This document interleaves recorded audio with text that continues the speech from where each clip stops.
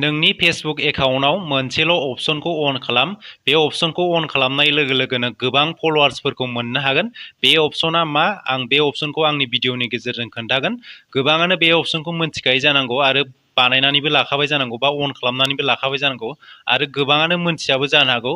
जायफोर मोनथिया बैसोरनि थाखाय बे भिडिअआ गोबां इनफरमेटिभ जागोन। बेनिखायनो भिडिअखौ स्किप खालामाजासे जोबजासिम नायलांबाय थाबानो जाबाय।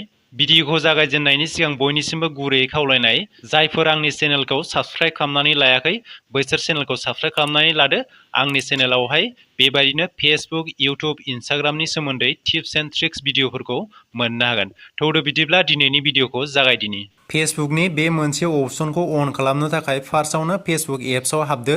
बे फेसबुक एप्सआव हाबनायनि उनावहाय नैबावहाय थ्रि लाइन नुदोंना गोजौ खनायावहाय, बेवहाय थुदो। बेयाव थुनानै नैबे आंनि जा नाम नुदोंना बेवहाय थुदो।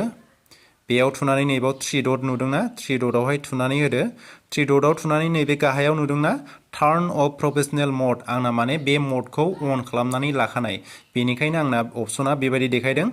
जायफोरना बे अपसनखौ अन खालामनानै लायाखै बेवहाय माबायदि देखायगोन, टार्न अन प्रफेसनेल मड। बेखौ अन खालामनाय लोगो लोगो मा जागोन आं नोंसोरनो खोन्थानि। नैबाव नुदोंना 5.2K फलोवार्स दङ आंनियावहाय। बेवहाय नोंसिना सिगाङावहाय जा लोगोफोर दंमोन बे प्रफेसनेल मडखौ अन खालामनाय लोगो लोगो गासिबो फलोवार्सआव सोलायजोबगोन। ओरैनोथ' प्रफेसनेल मडखौ अन खालामाबा 5000सिमल'सो फ्रेन्ड्स खालामनो हायो। दायो प्रफेसनेल मडखौ अन खालामनाय लोगो लोगो गासिबो माने सिगाङावहाय जा लोगोफोर दंमोन बे गासिबो फलोवार्सआव सोलायजोबसिगोन आरो।